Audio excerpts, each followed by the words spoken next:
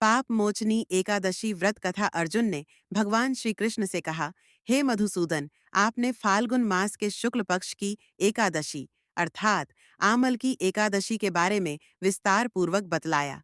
चैत्र माह के कृष्ण पक्ष में आने वाली एकादशी का क्या नाम है तथा उसकी विधि क्या है?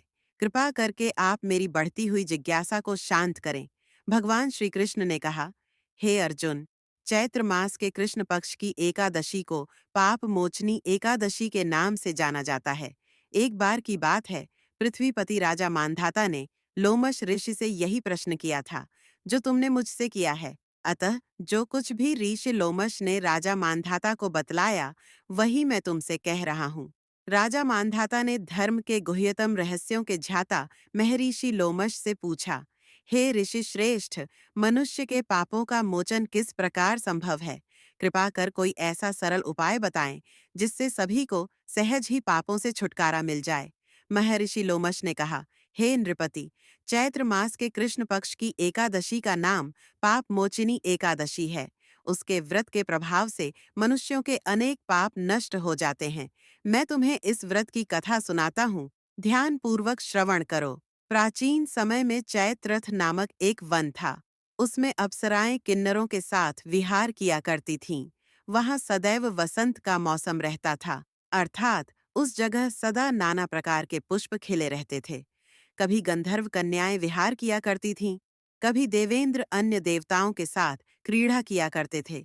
उसी वन में मेधावी नाम के एक ऋषि भी तपस्या में लीन रहते थे। वे शिव भक्त थे।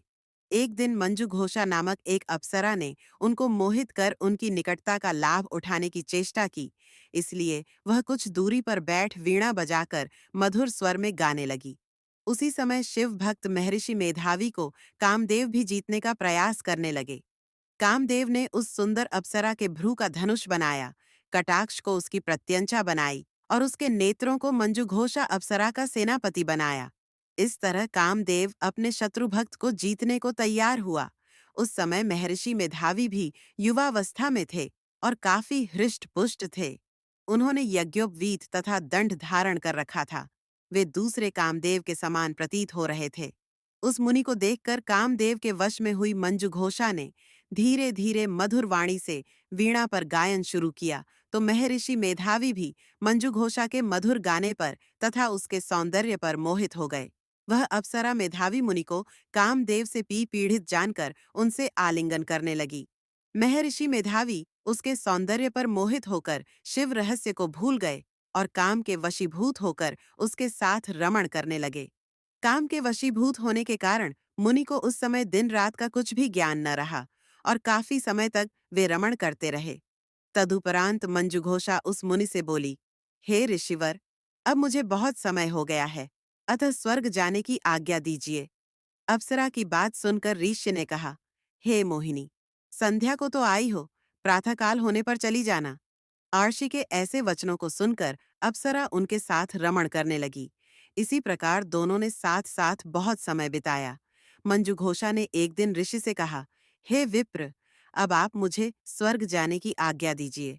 मुनि ने इस बार भी वही कहा, हे रूपसी, अभी ज्यादा समय व्यतीत नहीं हुआ है, कुछ समय और ठहरो। मुनि की बात सुन अप्सरा ने कहा, हे ऋषिवर, आपकी रात तो बहुत लंबी है। आप स्वयं ही सोचिए कि मुझे आपके पास आए कितना समय हो गया। अब और ज्यादा समय तक ठहरना क्या उचित है? अप्सरा की बात सुन मुनि को समय का बोध हुआ और वह गंभीरता पूर्वक विचार करने लगे।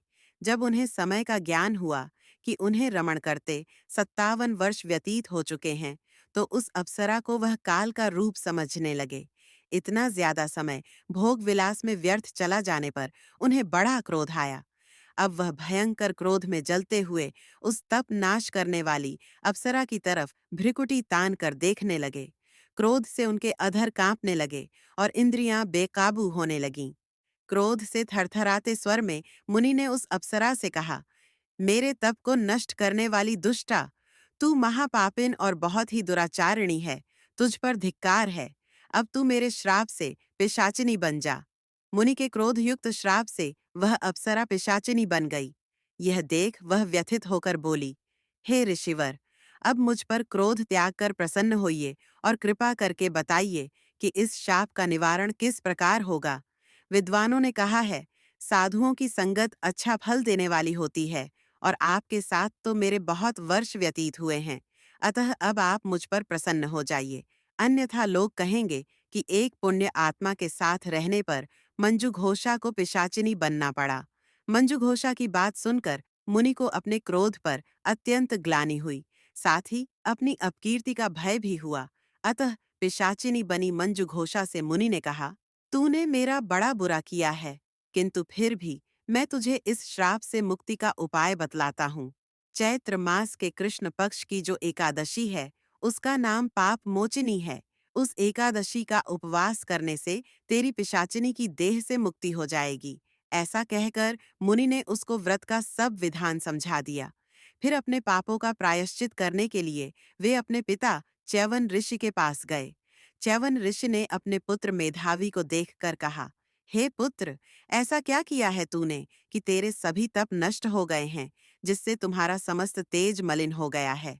मेधावी मुनि ने लज्जा से अपना सिर झुकाकर कहा, पिताश्री, मैंने एक अप्सरा से रमण करके बहुत बड्ढा पाप किया है। इसी पाप के कारण संभवतः मेरा सारा तेज और मेरे तप नष्ट हो गए हैं।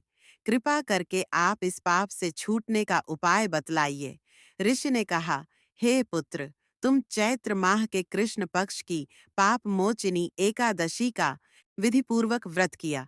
उसके प्रभाव से उनके सभी पाप नष्ट हो गए। मंजू घोषा अप्सरा भी पाप मोचिनी एकादशी का उपवास करने से पिशाचिनी की देह से छूट गई और पुनः अपना सुंदर रूप धारण कर स्वर्गलोक चली गई। लोमश मुनि ने कहा, हे राजन, इस पाप मोचिनी एकादशी के प्रभाव से समस्त पाप नष्ट हो जाते हैं। इस एकादशी की कथा के श्रवण व पठन से 1000 गौदान करने का फल प्राप्त होता है। इस उपवास के करने से ब्रह्म हत्या करने वाले, स्वर्ण चुराने वाले, मद्यपान करने वाले, अगम्यागमन करने वाले आदि भयंकर पाप भी नष्ट हो जाते हैं और अंत में स्वर्गलोक की प्राप्ति होती है।